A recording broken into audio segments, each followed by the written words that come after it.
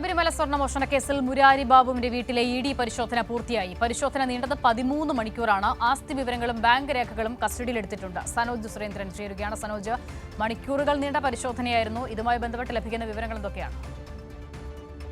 അസിത, ശബരിമല സ്വർണ്ണക്കൊള്ളയുമായി ബന്ധപ്പെട്ടുകൊണ്ട് ഇന്ന് സംസ്ഥാന വ്യാപകമായി ഇ ഡി പ്രതികളാക്കപ്പെട്ട ആളുകളുടെ മുഴുവൻ പേരുടെയും വീടുകളിൽ ഒരേ സമയം റെയ്ഡ് നടത്തിയിരുന്നു. രാവിലെ ആരംഭിച്ച റെയ്ഡ് വൈകുന്നേരം വരെ നീണ്ടു നിൽക്കുന്ന കാഴ്ചയാണ് കാണാൻ കഴിഞ്ഞത്.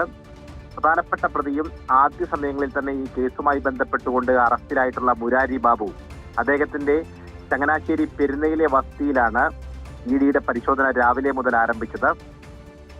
വിശദമായ പരിശോധന 13 മണിക്കൂറോളമാണ് നീണ്ടുനിന്നത്. മുരാരി ബാബുവിന്റെ ബാങ്ക് ഇടപാടുകളും മറ്റും ധനകാര്യ ഇടപാടുകളുമൊക്കെയായി ബന്ധപ്പെട്ടുകൊണ്ടുള്ള വിശദമായ പരിശോധന ഈ ഇ ഡി സംഘത്തിന്റെ ഭാഗത്തു നിന്നും ഉണ്ടായി. രാവിലെ മുതൽ ആരംഭിച്ച പരിശോധന ഏകദേശം 13 മണിക്കൂറോളമാണ് നീണ്ടുനിന്നത്. 13 മണിക്കൂർ നീണ്ടുനിന്ന പരിശോധന അല്പസമയം മുമ്പാണ് അവസാനിച്ചത്. ഇപ്പോൾ ഇ ഡി സംഘം മടങ്ങിയിരിക്കുകയാണ്. പ്രധാനപ്പെട്ട തെളിവുകൾ എന്ന് ഉദ്ദേശിക്കുന്നത് ബാങ്ക് ഇടപാടുമായി ബന്ധപ്പെട്ടുകൊണ്ടുള്ള രേഖകൾ ഉൾപ്പെടെ ഇ ഡി സംഘം കസ്റ്റഡിയിലെടുത്തിട്ടുണ്ട്. അസിത, ശരി, സനോജ് സുരേന്ദ്രനാണ് വിവരങ്ങൾ നൽകിയത്.